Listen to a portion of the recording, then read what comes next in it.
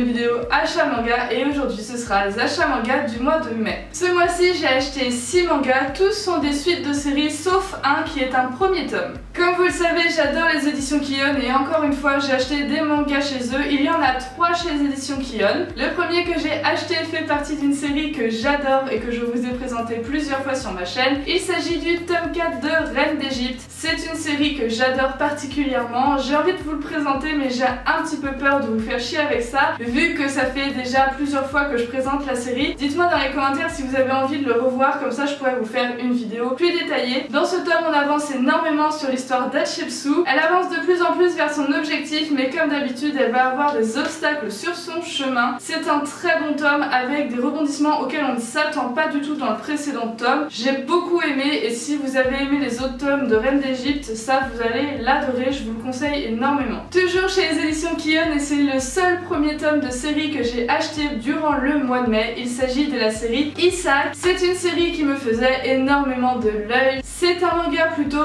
historique et je vous avoue que j'ai énormément aimé. Je vous le présenterai bientôt. J'avais pas pu l'acheter dès sa sortie mais je me suis laissé tenter. Je vous le conseille énormément aussi. Ensuite, le dernier manga de chez Kion et le seul que je n'ai pas encore lu de tous mes achats du mois de mai, c'est aussi une série que je vous ai déjà présentée et que j'apprécie énormément. Il s'agit du tome 3 de Isabella Bird. C'est donc une série un peu historique là aussi et je me rends compte que tous les mangas de chez Kion que j'ai achetés au mois de mai sont un peu historiques. Celui-ci est sur une exploratrice qui explore le Japon. Si vous n'avez pas vu mes vidéos sur ce manga, je vous invite à aller les voir, je vous les mettrai dans les petits i. C'est une série que j'aime beaucoup et je n'ai pas encore lu ce tome mais j'ai vraiment hâte de pouvoir le lire et de savoir quelles sont les prochaines aventures de Isabella. Donc je vous invite à aller voir les autres vidéos et je vous conseille cette série. Le manga suivant fait partie des éditions Komiku et est un réel coup de cœur depuis peu pour moi. Il s'agit du tome 2 de The Ancient Magus Bride. Je vous ai présenté le tome 1 et je vous avais dit à quel point c'était un coup de cœur et à quel point c'était ma nouvelle série favorite et c'est confirmé avec ce tome qui est juste génial. Le personnage de Shizé est de mieux en mieux, le personnage de Elias est de plus en plus mystérieux et on a envie d'en savoir de plus en plus sur lui. Si vous avez aimé le tome 1, vous adorerez le tome 2,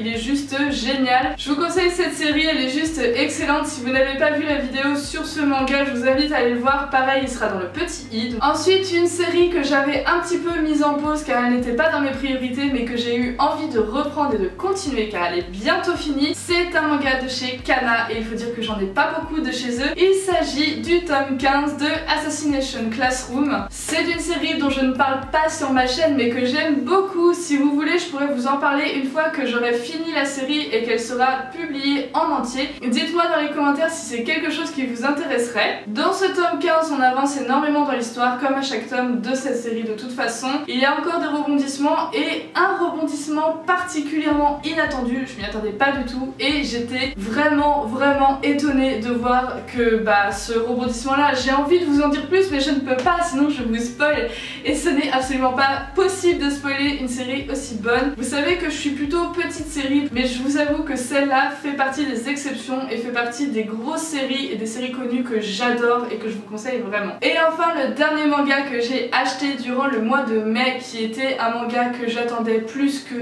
tout et que j'ai dû acheter longtemps après sa sortie car je n'avais absolument pas les sous pour l'acheter, c'est tout simplement le tome 15 de Red Ice World de chez Kurokawa. Vous savez mon amour pour cette série qui se termine malheureusement. Ce tome 15 est juste hyper épais. Il est excellent, je vous en ai fait un manga bonus d'ailleurs, si vous l'avez pas vu, lui aussi je vous le mets dans le petit pour que vous alliez le voir. Maintenant que la série est terminée en 15 tomes, je vous la conseille d'autant plus car vous savez que c'est fini. C'est un dénouement absolument génial, je vous en ai beaucoup parlé dans la vidéo. Et voilà, c'est déjà la fin de la vidéo, j'espère qu'elle vous aura plu et que mes achats auront pu vous inspirer. Dites-moi dans les commentaires ce que vous avez acheté pendant le mois de mai, que je puisse comparer vos achats et les miens. N'hésitez pas à nous laisser un petit pouce bleu si vous avez aimé la vidéo, ça nous encourage à faire toujours mieux et toujours plus de vidéos et ça nous fait énormément plaisir. N'hésitez pas à vous abonner aussi, je vous mets comme d'habitude à la fin de la vidéo les réseaux sociaux et le petit bouton pour cliquer pour vous abonner. Notre communauté grandit de plus en plus et ça me fait énormément plaisir et ça fait aussi énormément plaisir à Nero de voir que notre chaîne grandit et merci beaucoup à tous ceux qui nous suivent depuis longtemps et à ceux qui viennent d'arriver. En attendant la prochaine vidéo, moi je vous dis à très bientôt, c'était Neytiri pour la Geekosphère, ciao.